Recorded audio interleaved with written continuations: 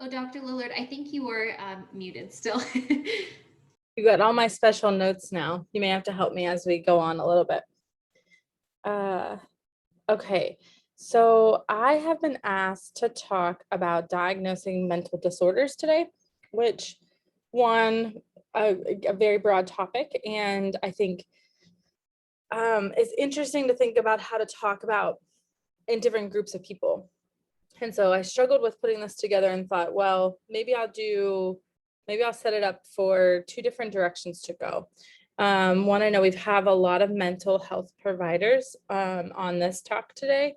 And so the thought of teaching you how to use the DSM and diagnose disorders seemed a little bit below what you guys are already doing.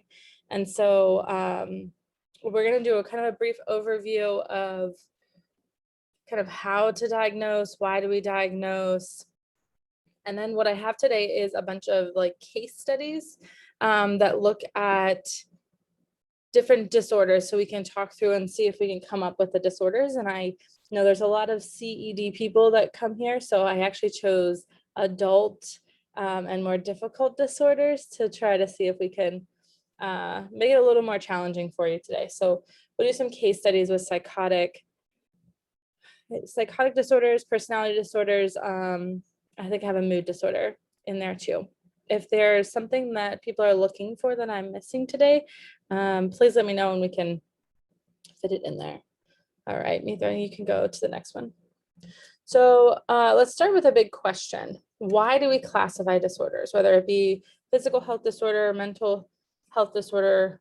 What's the purpose of classifying them?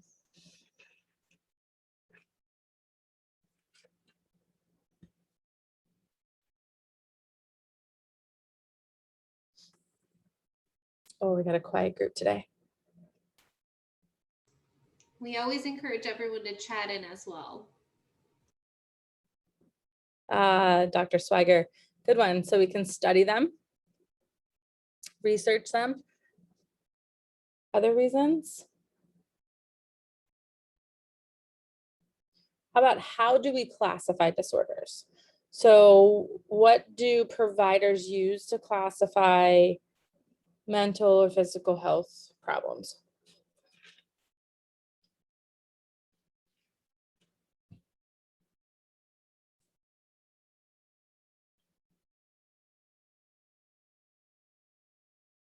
No one? No one's ever used the DSM? Ah, thanks, Lauren. A lovely DSM-5. So there's a place for us to have a discussion about ICD-10, although I would not call myself an expert or even very comfortable with the ICD-10, but if that's something people want to discuss, I'm sure one of us hub members can put something together for you. So I came up with a couple of reasons why we classify disorders. We can go to the next slide. Sorry, let's start with the definition and then I'll tell you how I classify disorders. So very broad definition. It's kind of one of those things you ask, what's the definition of mental disorder? And although we think about it constantly, we're diagnosing it frequently, this is like part of our everyday practice, it's hard to come up with a definition for all mental disorders. And so here's one. Mental disorder is a syndrome characterized by clinically significant disturbance in an individual's cognition, emotion regulation, or behavior that reflects a dysfunction in the psychological, biological, or developmental processes underlying mental functioning. And it usually causes significant distress or disability in social or occupational activities. You could switch out occupational with academic and learning activities in children as well. So very broad, but again, we're looking at it from a pathology perspective. So we're looking at a disturbance in somebody's cognition, emotion regulation, and behavior. The one thing to keep in mind is that these disorders are classified based on the best knowledge that we have. But we don't often really know etiology of many of these disorders. We don't really know mechanisms of action and how they come about. And so with that then comes, this is our conceptualization of these symptoms as being something disturbing. But with that then can come cultural differences, because something that is disturbing in Western American culture may not be an issue, may not cause significant distress in other countries. So it's also important for us to remember to be culturally sensitive there as well. Next slide. Okay, so how do we, I totally missed I'm gonna go back 2 slides in my head. You don't have to go back here. It must have been hidden in my notes section. So the thoughts that I had about why we classify mental health disorders is it's a way of communicating. It's a way of kind of shorthand communicating with other professionals so that we're all on the same page. If I tell Dr. Swagger, I have a patient who is currently in a major depressive episode, that lets Dr. Swagger, what does that let you know? If I tell you I have a patient I'm doing therapy with, I think they're currently in a major depressive disorder or a major depressive episode, what do you get from that information? They would meet sort of what we would consider the Dsm-5 criteria, which means for at least 2 weeks, they've been having substantial symptoms of major depression, at least 5, and that could include things from changes in their sleep, their appetite, their cognition, their mood, their energy, perhaps suicidal thoughts, and a distinct set of symptoms that they might be having that cause dysfunction. And what does it tell you as far as maybe a potential treatment plan moving forward?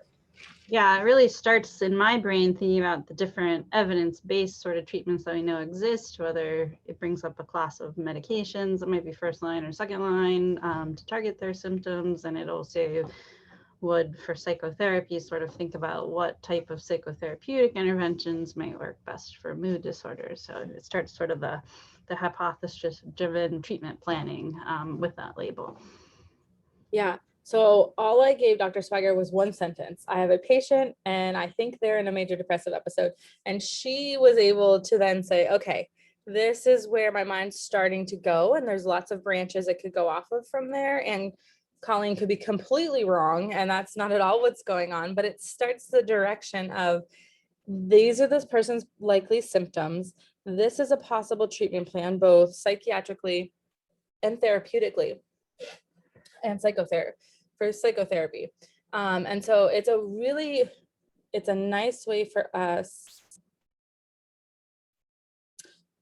There we go. Yep.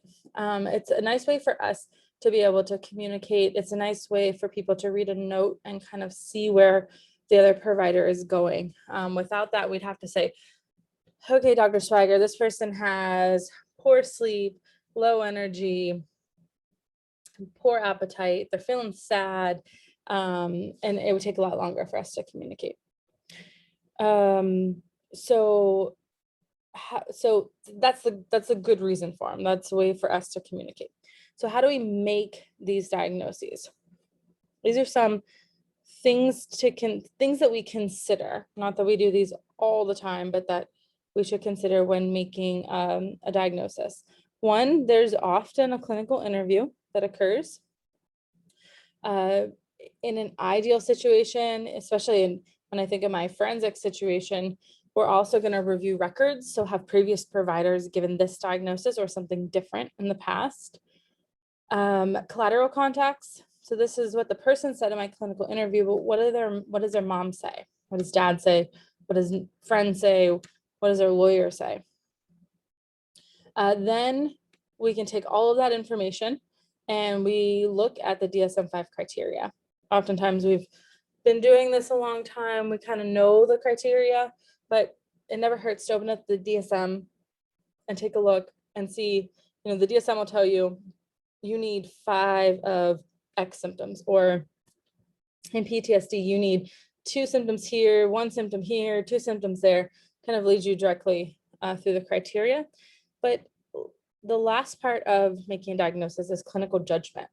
And within clinical judgment, I like to remember to think about differential diagnoses. We don't want like Dr. Swiger had pointed out, it's all about hypothesis testing. So I've got this idea of where I'm going, but what about this disorder? So if I'm thinking, I'm trying to decide if they have major depressive disorder or bipolar disorder. They may be currently in a major depressive episode, but I want to know about their past symptoms. What other symptoms have they had? And that all falls under kind of clinical judgment, differential diagnosing. All right, next slide, please. So this is for anyone not familiar with the DSM-5. I thought I'd just put up the sections here, maybe comment on what diagnoses fit within those sections if it's not super clear. And then if people have questions about certain categories or want to talk further into them and the criteria, we can absolutely do that. A little background on the DSM-5. The DSM-5 came out in May of 2013.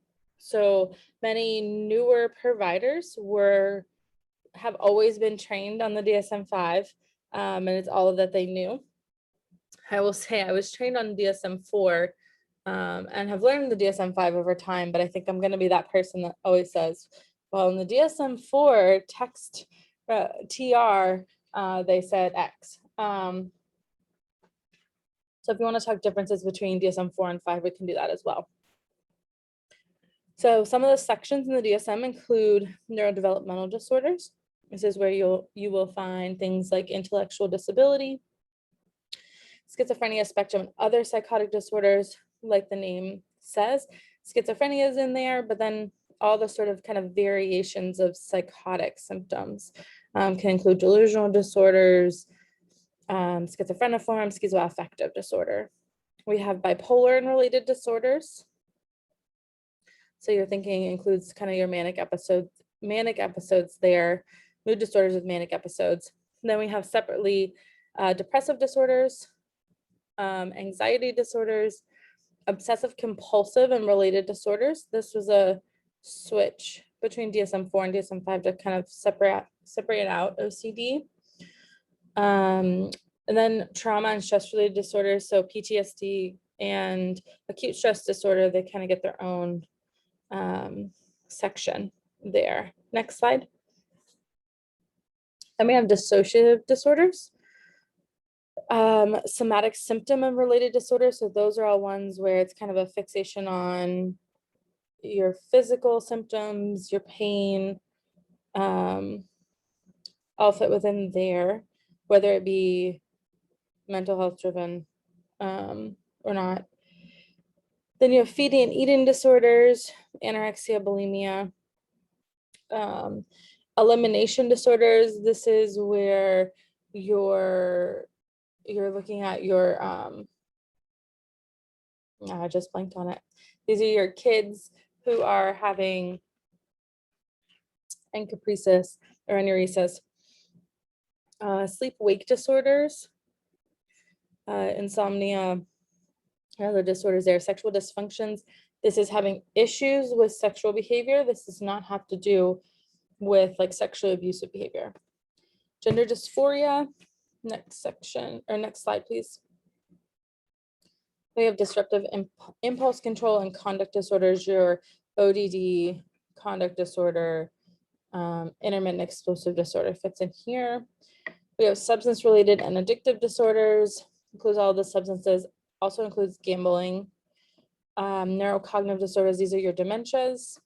Personality disorders, they're the same personality disorders that were there for DSM-4, although there was a consideration about making personality disorders more of a continuum rather than they wanted you to kind of look at of these personality characteristics, is the person more on this side or more on this side, versus categorical like our criteria are.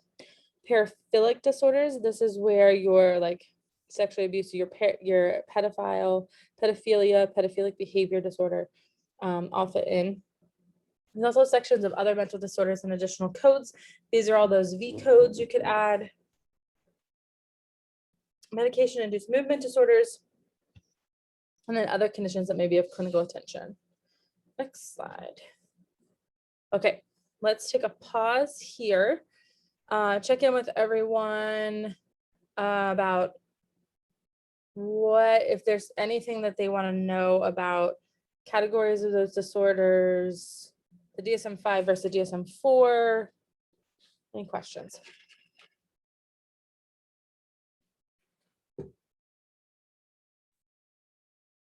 Okay. So I will warn you, these case studies actually come from American Psychiatry Association has a book of case studies for the DSM-5, and they're pretty wordy. I put them in there kind of as they said. So I will try to break them down as best we can, and maybe we'll read through them. You can read through them yourself. I can read them out loud, or at least pieces of it out loud. And then we can have a discussion about what symptoms, what criteria. I did give you the broad category for each of these individuals. And we can jump around between them. There's probably more case studies in this PowerPoint than we really need to go through today. But my goal, especially with the psychotic disorders, as I'm not there, some of you are going to be very familiar with them. Some aren't going to have much experience with them. And the differential diagnoses can be a bit challenging. So that's what I wanted to talk about today. Next slide. Okay, so starting with the psychotic disorders group, and I realized I didn't stop to pause for questions last time. So quiet. Okay, next slide. I know, small writing. So if you want to jot down a couple notes on potential important symptoms. Gregory Baker is a 20-year-old African-American man who was brought to the emergency room by campus police of the university, which he was suspended several months earlier. Police had been called by a professor who reported that Baker had walked into his classroom shouting, "I am the Joker and I'm looking for Batman." When Baker refused to leave the classroom, the professor contacted security. Although Mr. Baker had much academic success as a teenager, his behavior has become increasingly odd during the past year. He quit seeing his friends and spent most of his time lying in bed staring at the ceiling. He lived with several family members, but rarely spoke to any of them.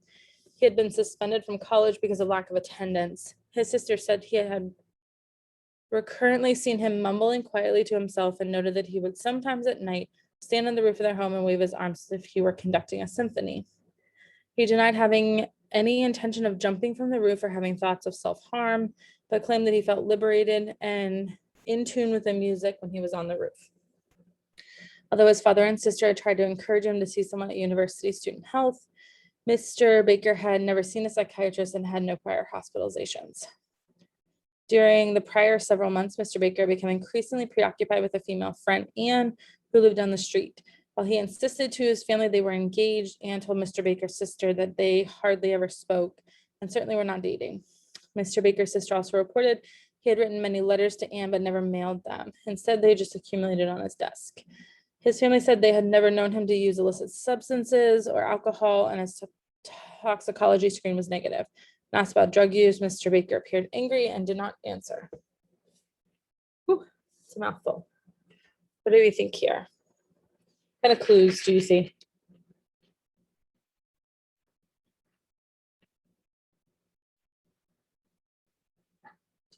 I'm gonna get the Jeopardy theme just to play over and over. Hallucinations. Okay, what clued you into possible hallucinations? Thinking and being somewhere that he's not. And I don't know. Sounds like I'm not a doctor. I'm just trying to help talk and get the talk going. You can pass it on to someone else. Yeah, like schizophrenia. Just, I don't know if that would be maybe a possibility. Speaking as if he's someone else, or personality disorder. Okay. So we have possible schizophrenia, possible personality disorder, questioning hallucinations. Let's go down the hallucination route. What kind of clues do you see here that may indicate either auditory or visual hallucinations?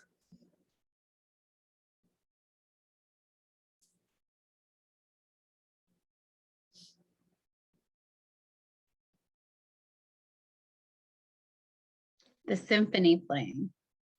Okay, what about the symphony? He was conducting it on his roof. Yeah, and they don't say whether he actually had music playing or, Yeah. right? It's not clear whether there was actually music playing or if that was music that was playing in his head. There seems to be a lot of disconnect with reality too. Yes. Yeah, with the whole saying that he's Joker. He's recurrently seen, his sister recurrently seen him mumbling quietly to himself. Yep, that was the one that kind of tipped me off. Elizabeth Young, you also got that one. Staring at the ceiling, mumbling to himself frequently. And the Joker one's interesting because that was several months prior, right? That he had saying, I'm the Joker and I'm looking for Batman. And at that time, might have just been like, what is wrong with this guy? Is he mentally unstable or is it something else? And it sounds like he didn't go see a psychiatrist. He wasn't hospitalized. So people didn't jump on the psychosis bandwagon at that point for him. But now it seems like we're getting a lot more data of his disconnect with reality. Yep. So Cheryl was saying in the chat that that was delusional. If he thinks he's the Joker and he's looking for Batman, the relationship with Anne, likely delusional, given that she gave evidence that that's not true. First thoughts are schizophrenia or schizoaffective disorder. So I like the questioning about differentials there, Cheryl. Anybody want to take a stab at why one of those and not the other? So if we narrowed it down to schizophrenia versus schizoaffective. Or also the nice thing in this case study is they say he's never been known to use substances or alcohol, which is like unheard of in the real world. We don't usually get the pleasure of diagnosing somebody with a psychosis that does not have a substance also kind of blended in there. Elizabeth shaking her head. She knows down at Sharp that is always a constant frustration of figuring out what's really going on with people. So what do we think? How do we differentiate schizophrenia and schizoaffective? What's the difference between the two? So I think this one's a hard one for people to kind of conceptualize. There's a lot of overlap. And so they both have lots of similarities with regards to the psychosis. The major difference is that schizoaffective also should have a predominant mood component at some point. And at the moment in time, they could both be equally correct if the psychotic symptoms are most noted. What really, in order to sort of define the affective part is, and since there aren't a lot of affective symptoms noted, like clear symptoms of depression or clear symptoms of mania, you would really have to get some collateral about any past sort of true mood symptoms to think about schizoaffective. I think the harder part with that, though, is especially in a first episode situation, sometimes that prodrome that happens before the sort of break with reality and the odd behaviors can often look like depression. So like staring up at the ceiling and not wanting to do anything can have a lot of overlap. So depending on his ability to kind of communicate that sort of state, I'd really like to find out how, like at that prodrome time, if there truly were depressive symptoms or not, or if it was more sort of being out of touch with reality is sort of where my brain was going.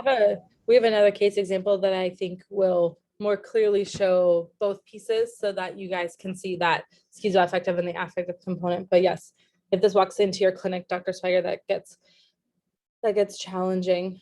I like the comments you just made about the negative symptoms, that not talking to the family. I think Elizabeth mentioned here too, not really connected to family, staring at the ceiling. All of those could speak to either a negative symptom of schizophrenia or a mood component.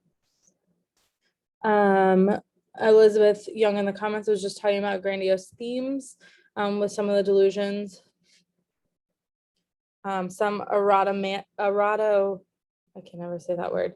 There's some of the romantic delusions going on here where he thinks he's in a relationship with this woman and he's not. And Dr. Swigert hit another point I would just wanted to note. So this was a 20-year-old African-American male who had never seen a psychiatrist and had no previous hospitalizations. So the most likely diagnosis here is first episode psychosis, kind of fits that age range, and didn't have enough symptoms before, had some of those prodromal symptoms, but not enough before to diagnose him. Okay, any other questions on this one? Mr. Baker? Is it known statistically, or is it been, maybe I read it somewhere, I don't even remember, but do African males or African American in general get higher diagnoses of psychosis versus other racial populations? Is that mistaken? Or I think there's some concerns that Black individuals are diagnosed with psychotic disorders more frequently than white individuals, but that it may be our measures are not culturally sensitive enough. okay, If Dr. Swigert has any further kind of thoughts on that, but I have heard that.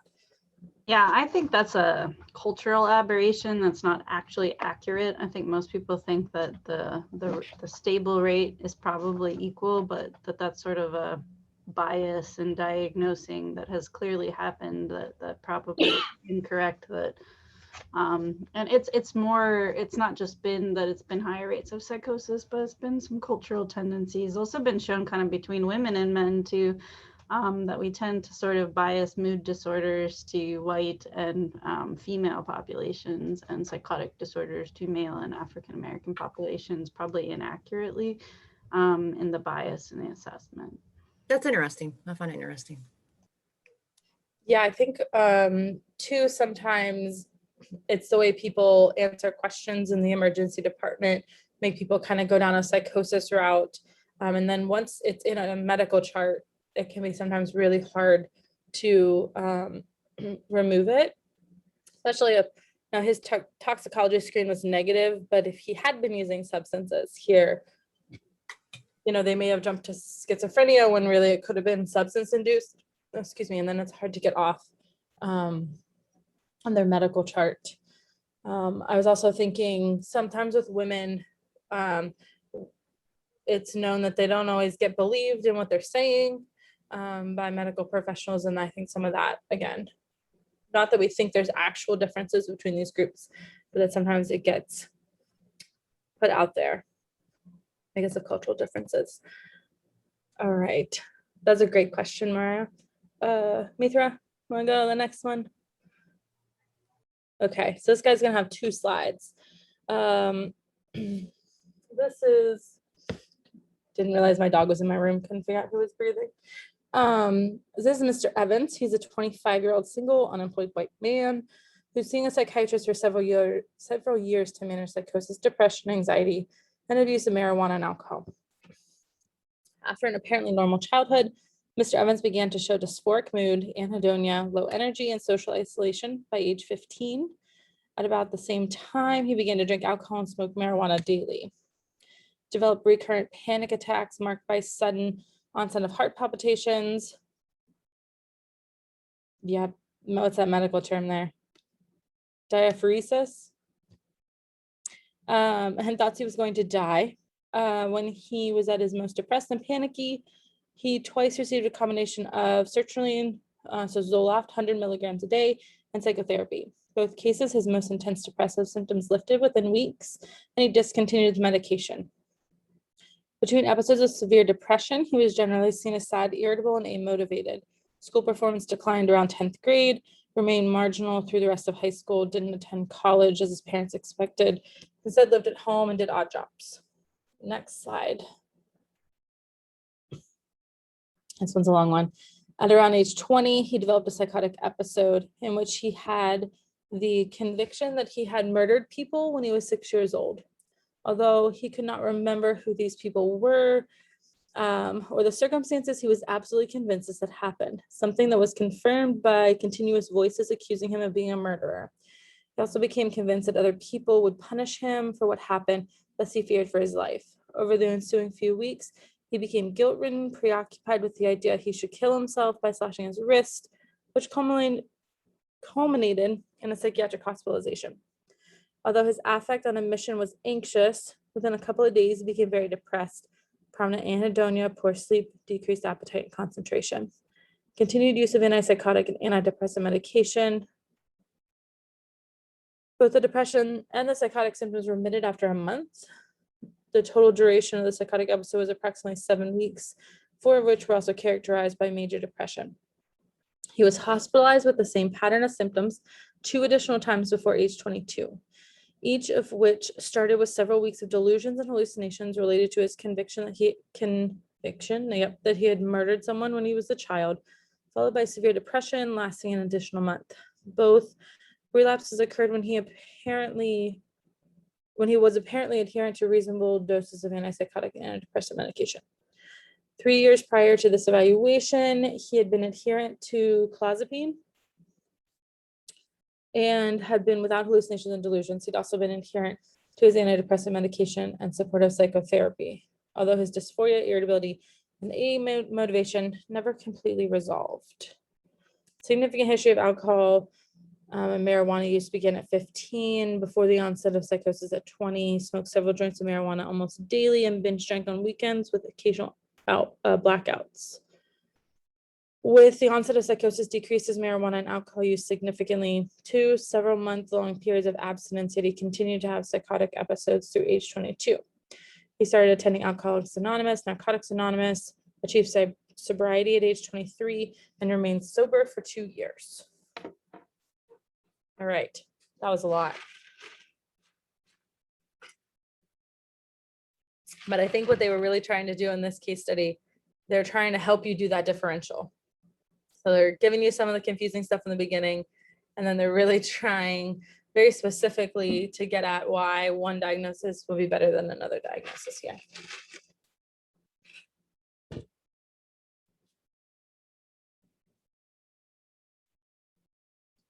Any thoughts? I feel like I'm zoning in. I could be wrong. The psychotic episode was approximately 7 weeks. That may have to do something with duration to distinguish between diagnosis. Yep, that is, well, and it's the second part of that sentence. Total duration of the psychotic episode was 7 weeks, but in 4 of them, so more than half of them, were characterized also by major depression. Yeah. Thoughts on what that cues you into? Just schizophrenia, right? That cues you, no, not quite into schizophrenia. Bipolar. Yeah, that's that really prominent mood part is clearly a big part of it. And then that kind of gets into the whole, is this schizoaffective disorder like a depressed type? Is this a bipolar disorder with depressed type psychotic, with psychotic features, or is this like a major depression with psychosis? So when you only have psychotic symptoms that only occur in the context of mood disorders, it often goes down schizoaffective or a mood disorder with psychotic routes, versus if you just have prominent psychosis without mood, lends more to schizophrenia. So that's how I sort of think about it. Yeah, so they're like, the reason they put those specific weeks in there, I think, was also to tell you, look, this wasn't just major depression and he got psychosis, right? Because only 4 of the 7 weeks, he was psychotic more weeks than he was depressed. However, it's not just schizophrenia, because he also has the mood component. And over half of the time that he was psychotic, he also was depressed. So they're trying to put it all together to kind of help conceptualize this idea of schizoaffective disorder. And then I think with this whole long substance abuse section at the end, they're trying to help you rule out whether it was substance induced, particularly with the marijuana. So this one is kind of to compare with the first one, to look at how the schizophrenia and the schizoaffective may be different. Looking at Elizabeth Young's comment here, major depression with psychosis versus schizoaffective, great differentials there. No manic episodes, yeah, nothing that gets noted. she would suggest maybe screening for PTSD, yet not jump to conclusions. Elizabeth, what makes you think PTSD here? At least to screen for it. Sorry, delayed. It's just because of the psychosis, go back to murdering people when he was 6 years old. It kind of almost seems metaphorical a little bit, but again, I don't want to jump to conclusions. So maybe things like if a lot of times when kids feel guilty, they feel like they caused something. So if that was there, and in the early age of, I know, you know, substance use can start as early as 9, but age 15 still, you know, it's still fairly early. So there's some you know, indications that there might be more than just this initial evaluation may show. And I have a silly question. Like, what do you gauge on to say that, I mean, I get it, alcohol and marijuana are not major drugs in the sense of like, you know, heroin or something like that. But I mean, how do you draw the line of this could be prolonged use of substance or versus just a personality disorder, or like, where does the lines merge? Where can you even separate it? So I think in this example, it can be separated because he has stopped using and the symptoms continued. So that, I mean, unless we were looking at this concept of kind of settled psychosis, but that gets us all into another kind of down a wormhole. I think, so there is some research about marijuana use and predispositions to schizophrenia. And so it could be something that kind of sets the kind of triggers, something that was they were already predisposed to. I know I'd heard about that with K2 or the synthetic marijuana in particular. But I don't, Dr. Swagger, when we're looking at these psychotic disorders, substance-induced psychotic disorders, I know I always kind of lean more towards the meth use for all of these, is like really setting off some of these symptoms. Yeah, but it so does get hard actually, with it settled. the worst offender actually is marijuana. There's sort of this idea that there's certain genes, I think there are like 3 specific genes that have been identified that some people carry that make them more predisposed to develop psychosis. And you kind of think about the substances as triggering an inherent risk. And so what it sort of does is that they've looked at alcohol, marijuana, meth, those certainly can all trigger it, but sort of, it's kind of like, it sort of like jump starts and flips it. So, and then once that switch is flipped, you probably also have a thought disorder or bipolar disorder on top of it. And so 40% of people that develop psychotic symptoms in the context of substance use for marijuana will go on to either have a thought disorder concurrently with it, or will develop a bipolar disorder with psychotic features. So that's a really high percentage, and they've actually stratified that. I think alcohol is second, with almost the 30% risk of psychosis from alcohol. Meth is of course on there too, but almost every substance of abuse can really trigger a psychotic event. And then you have both. And so even people that don't have periods of sobriety with their substance use that clearly continue to have psychotic episodes, you really do have to treat it as a duality in the presentation, because they will not get better. And it is messy. We used to not think that way. We used to think, oh, if you just stop it, like, and even if you stop the marijuana after this, you likely again have flipped that switch and have set off a secondary condition that is going to independently need treated. So that fits that profile that we see often in young people pretty clearly. The only other thing I wanted to add, and I don't know, this is not really talked about a whole lot in DSM, Although I think, but we really talk about the quality of the psychosis. When you talk about mood disorders with psychosis, there's something called mood congruent psychosis. And so when I was reading about like that belief and conviction he had murdered people, that fear of doing harm, you can see that that's sort of a mood quality, that it's not just that he had a fear, conviction, or a belief that often kind of goes with intense guilt, and sort of get these non-bizarre sort of mood congruent delusions about people being a bad person or harming themselves or having beliefs that are very mood rooted, but clearly not based in fact, that are delusional. And so that's one, if you can sort of qualify the type of psychosis, those sort of psychotic symptoms that also are harbingers of really strong emotionality have been linked more to the mood disorder with psychosis than just like a primary thought disorder that might be more bizarre or paranoid or something like that. I don't know how in depth the DSM goes with that, but that's a common difference in the quality of the psychotic symptoms too that can sometimes help.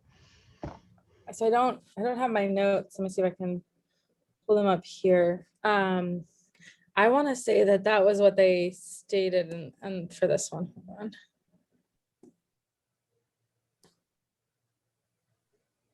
Oh, of course, this is one I didn't save the diagnosis part. But I think this is the one they had actually noted as a specifier, mood incongruent teachers. So thank you, Dr. Swigert. That's really helpful. Mariah, was that helpful about the marijuana? Yes. No, Um, I did not know. I mean, I knew it had some crosses, but I didn't know that marijuana was a culprit for many other ones too. So that's interesting. I do think it's also important to remember in talking about that marijuana as kind of flipping that switch, because it's inherited. It's different than how the DSM-5 classifies substance-induced psychotic disorder. So when they're talking about like stimulant-induced psychotic disorder, they're talking about like the time you're either intoxicated or withdrawing, but they really suggest that it has to be within 1 month of use, which is kind of really interesting. I know I'm sure Elizabeth Young has seen this a lot. But we look at these people down at Sharp who have used meth chronically, and you're like, well, it's been more than a month and presumably they're not using at Sharp Hospital. So how do we really conceptualize this? Is it now that it's kind of flipped that switch too, and now they also have a mood disorder on top of, or a psychotic disorder on top of it? And sometimes they clear, but it takes a lot longer than 30 days. Huh. Right. Let's look at our time.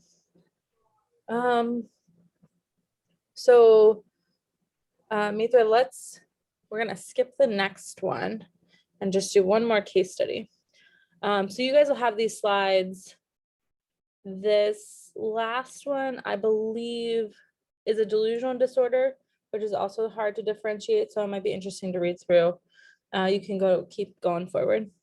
Let's do one personality disorder. And then we can stop for today. Goodness. Okay. So we have Fraser Archer, 34-year-old single white man, who called a mood and personality disorder research program because an ex-friend had once said he was borderline. Mr. Archer wanted to learn more about his personality conflicts. During the diagnostic research interviews, Mr. Archer reported regular, almost daily situations in which he was sure he had been lied to or deceived. He was particularly weary of people in leadership positions and people who had studied psychology, and therefore had training to understand the human mind, which they used to manipulate people. Unlike those around him, Mr. Archer believed he did not drink the Kool-Aid and was able to detect manipulation and deceit. He was extremely detail-oriented at work and had trouble delegating and completing tasks. And numerous employers had told him that he focused excessively on rules, lists, and small details, and that he needed to be more friendly. He had held numerous jobs over the years, but was quick to add, "I've quit as often as I've been fired." During the interview, he defended his behavior, asserting that unlike many people, he understood the value of quality over productivity. Mr. Archer's weariness had contributed to his bad temper and emotional ups and downs. He socialized only superficially with a handful of acquaintances and could recall the exact moments when previous so-called friends and lovers had betrayed him. He spent most of his time alone. He denied any significant history of trauma, current or past problems with substances, no history of head trauma or loss of consciousness, no mental health diagnosis or treatment. Felt he might have a mental health condition that had not been diagnosed. Mental status, he appeared well-groomed, cooperative, oriented. Speech varied, at times paused thoughtfully prior to answering, causing rate of speech to be slow. His tone also changed significantly when he discussed situations that made him angry. Many of his responses were lengthy, digressive, and vague. He was generally coherent, did not evidence perceptual disorders or psychotic disorders. His affect was occasionally inappropriate. He'd smile while he was crying, but generally constricted. He reported apathy as to whether he lived or died and did not report any active suicidal homicidal ideation. Notably, he became irritated and argumentative with research staff when he was told that although he could receive verbal feedback on his interviews, he could not receive a copy of completed questionnaires and diagnostic tools. He commented that he would document in his personal records that research staff were refusing him the forms. Ooh, that's a long one. And a tough one. Do you have any thoughts on this one?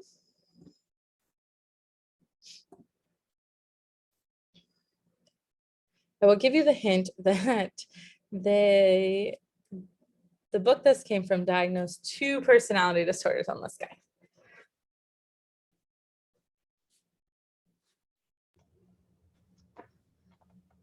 Well, I think one of the things that, this isn't specific to what the personality disorder is, but I think one of the 2 things that comes to my mind when I hear personality disorders or think about personality disorders are, one, it's listening for that lifelong or very long time frame of interpersonal conflict in multiple situations. So everything in this narrative is talking about the difficulties he has getting along with other people and sort of why that may be. And so that's sort of the first thing that sets off could this be a personality disorder, when you hear that, one, interpersonal interactions are the biggest sort of marker of the challenges.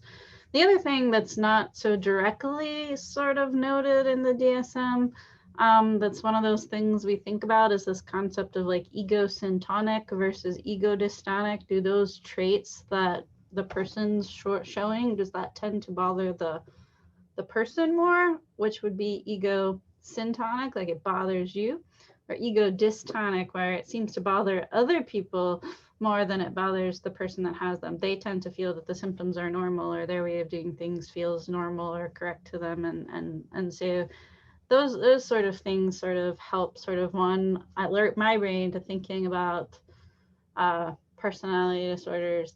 And then you kind of go into the ABC sort of clusters and types to look at specifics. But and I think Elizabeth put some nice comments in there. I would also add to the narcissistic and the paranoid a little bit, some degree of like the cluster C, OCD, like rigid, inflexible, lots of patterned ways of exactness of doing things, and relatively intolerance. So definitely a lot of cluster C and A stuff that I heard. So and I think, I don't know, actually, don't most people, I mean, I think people often meet more than one personality trait. I think the idea of people just needing one is not entirely true, but we tend to think about it that way. So Although I will say the DSM, because I've had to look this up fairly recently, the DSM is not very clear if you can give a diagnosis of multiple,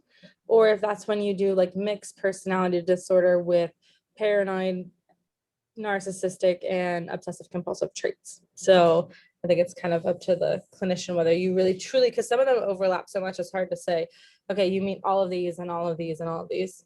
I will say my other kind of thing that I keep in mind with personality disorders is if I'm thinking of differentials and I've written down a ton of different diagnoses, that often clues me into like, let's investigate the personality disorder realm, because they're having lots of conflict, lots of issues in lots of different areas. So I like those thoughts that you gave, Dr. Swiger. That was really helpful. Yeah, Elizabeth, Can I ask a question? sure. That was very helpful. It's on, with, Lauren mentioned, I think I'm kind of embarrassed because I'm thinking I should have known that before, but I never heard of this egocentric versus ego dystonic. Did I say it right? Does that help you kind of diagnose and know what direction? Are there like specific personality disorders? Like these are the egocentric ones and these are the ego dystonic ones? No, maybe, but I've always sort of thought about it more of a way to separate personality disorders from other psychopathology. So most personality disorders are considered egosyntonic. Those symptoms feel normal to the person. Whereas other mental health conditions like anxiety or depression, where people are distressed by their symptoms, are often described as ego dystonic. They truly are troubled by the symptoms, whereas egosyntonic, they're not troubled by it, but they're troubled by the fact other people don't do the things the way they do. I think I'm using all those labels correctly. So it was a way to kind of separate. So, back in the old DSM-4 days, they used to separate axis 2 from axis 1 and sort of separate personality disorders out from mental health diagnoses. And so that was sort of one of the ways they sort of would often talk about differentiating the personality disorders from the other ones. And I don't think that's actually in DSM-5. I don't even think that's in DSM specifically, but that's a really common finding, that in personality disorders, often other people are more troubled by the behaviors sometimes than the person's troubled by the relationship not going well, or the person's troubled by not being understood or getting their way, but they're not inherently maybe troubled by the behaviors is how I thought about it. So. It makes me think of antisocial personality disorder. Like they're not troubled by their behavior, but they're causing a lot of harm to others around them. So that makes a lot of sense. Wow, learned something. Thanks. No, in the OCD traits, that was the only thing that I was picking on. I mean, I know with the social relationship difficulties that he was having could be leaning more towards like a borderline, but the detail, like I've actually worked with somebody, another professional that had OCD, and it was a struggle for them to complete tasks because they were so caught up on certain details of their work that they just could not, especially if we had to meet diagnostic deadlines for court and stuff. It was really challenging for them because they would just get so caught up on the details of the report instead of just completing it. So I kind of figured I was leaning more towards the OCD traits of it, but I didn't know if it was a full diagnosis of it.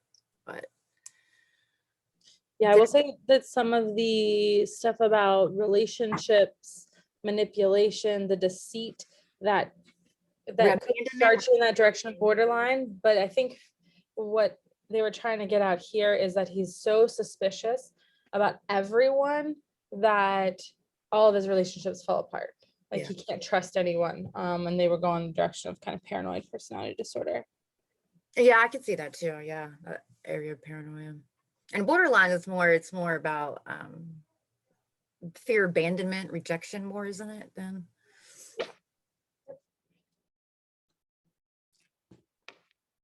All right, well, we are good time-wise. Any, I'm sure Elizabeth and Mitra might have some things for us to talk about to close this.